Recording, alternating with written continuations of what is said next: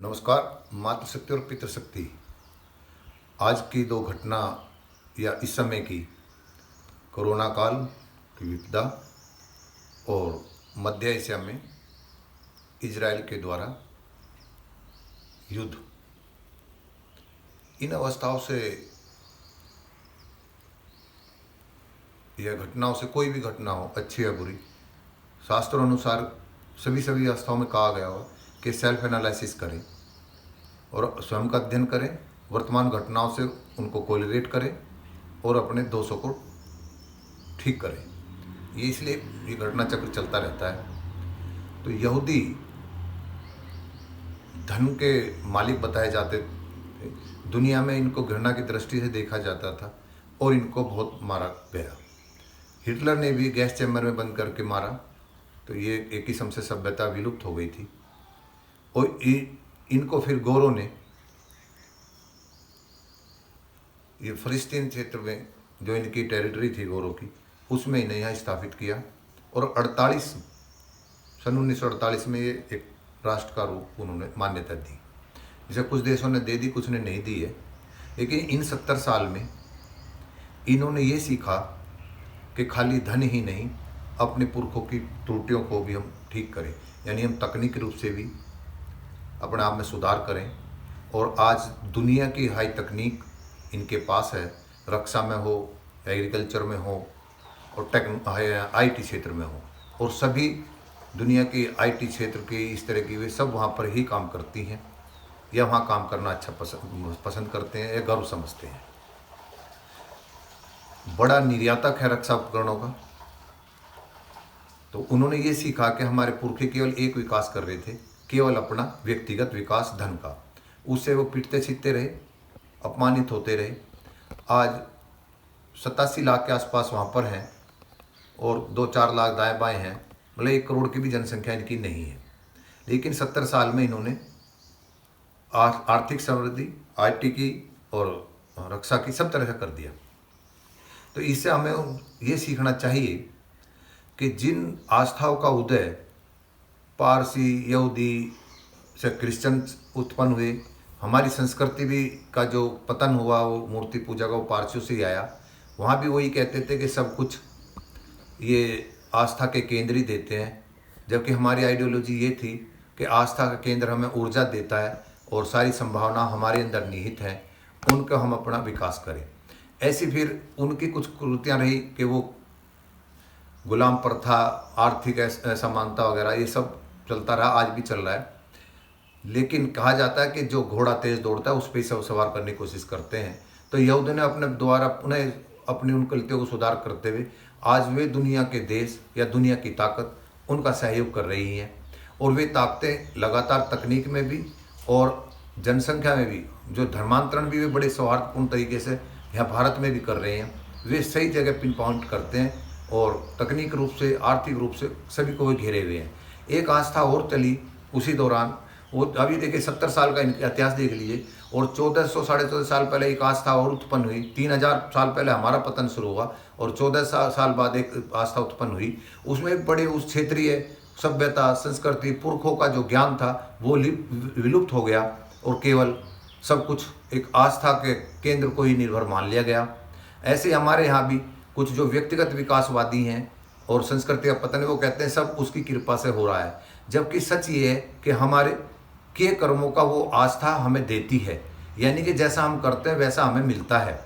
तो उसका परिदृश्य ये दिख रहा है, जो ज्ञान था हमारे पुरखों का, हमने आस्था बदल ली, कोई फर्क नहीं पड़ता, सभ्यता और ज्ञान को हमने अपने पुरखों को त्याग दिया, संस्कृति को त्याग दिया, उसका ये हर्ष है। तो जो जिसका जितना बढ़ना था वो बढ़ चुके हैं, हाशिए पर आ रहे हैं।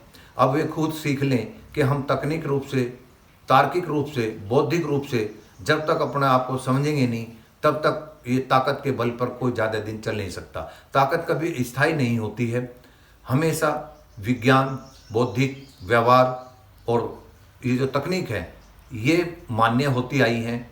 तो सर आप ये देखिए कि जिन्होंने हम पे या पूरी दुनिया में आर्थिक रूप से असमानता फैला रखी है, लेकिन वो कहीं ना कहीं लिबरल हैं। वो कमजोर की कमजोरी को पकड़ करके उसी के अनुरूप बात करके और उनको उन्हीं की अपनी योजनाओं में फंसा करके अपनी दुकान चला रहे हैं।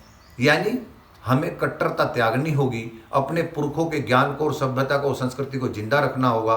हम आस्था कोई सी भी पहन लें, यानी कपड़े में रंग कैसा भी पहन लूँ, मेरे अंदर का जो होगा वो प्रकट होगा।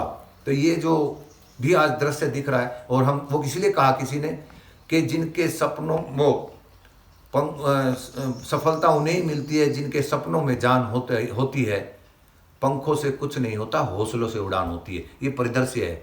ऐसी वर्तमान सरकार यहाँ पर जो हमारी, ये मैं इसलिए मेरी मतलब कुछ लोग आलोचना कर देते हैं, मेरा भाव यही होता है कि अपने पुरखों को जानो जिन्होंने इतना एक्सपेंड किया, और तकनीक थी हमारे पास में। हम अत्याचार करते हैं, व्यक्तिगत विकासवादी हैं, और खोखलेपन को इकट्ठा करके एक आस्था का जो यहाँ, वो मैं बता भी रहा हूँ और सबको दुनिया में दिख रहा है, हाशिए पे है, वो भी आप समझ लें कि तकनीक रूप से, बौद्धिक रूप से और समता के भाव से ही चलना पड़ेगा पूरी दुनिया में, नहीं तो अलग थलग हो जाओगे। तो उस डर की वजह से मैं यही बोलता हूँ कि जब इजराइल मुकाबला कर रहा है, हमसे बाद में आज़ाद हुआ है, वो अपने नागरिकों के स्वाभिमान के लिए, खुददारी के लिए, संस्कृति और सभ्यता के लिए 4000 किलोमीटर दूर तक जिनका विमान में उनके यात्रियों को अपहरण किया था, 90 मिनट में छुड़ा लाए।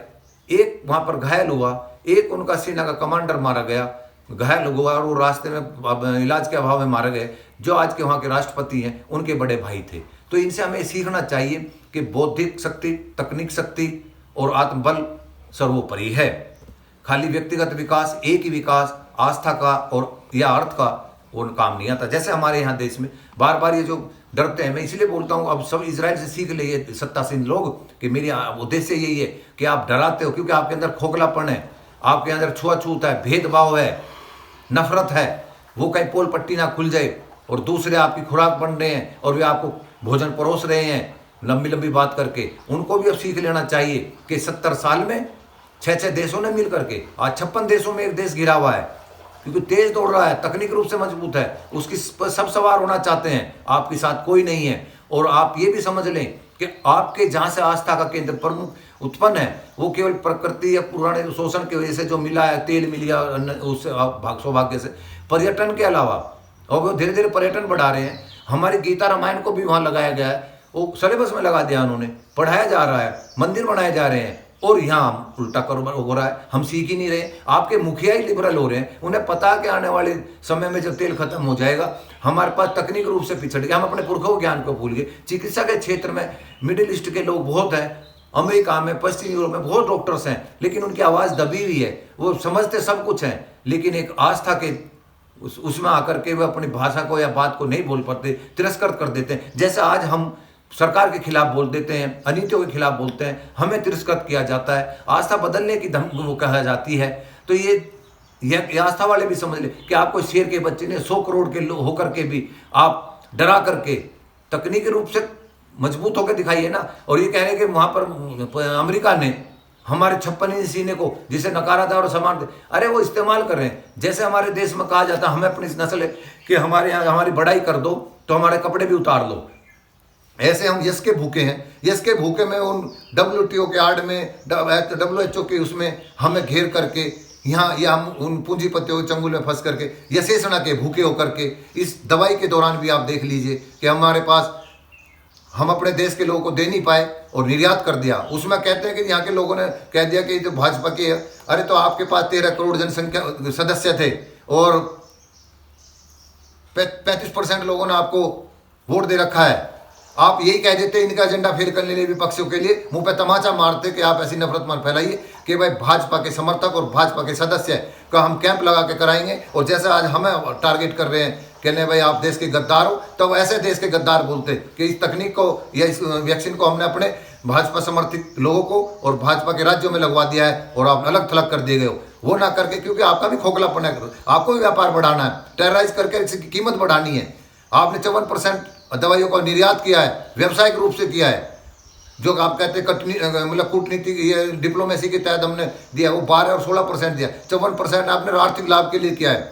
800 करोड़ दवाइयाँ हमारे यहाँ बन सकती हैं और आपने 2 ही कंपनियों को दिया है, तो बहुत ज़्यादा नहीं बता रहा मैं, इसको समझना प्रयास करना। तो अपने आपको एनालिसिस करें ना। आस्था विस्तार करती है, तकनीक और बौद्धिक और मानवता का विस्तार करोगे तो सर्वमान्य होगे, अत्याचार करके भी होगे। वो लगातार उकसा करके अत्याचार भी कर रहा है इजराइल और कोई बोल भी नहीं पा रहा है। इससे आप सीखिए।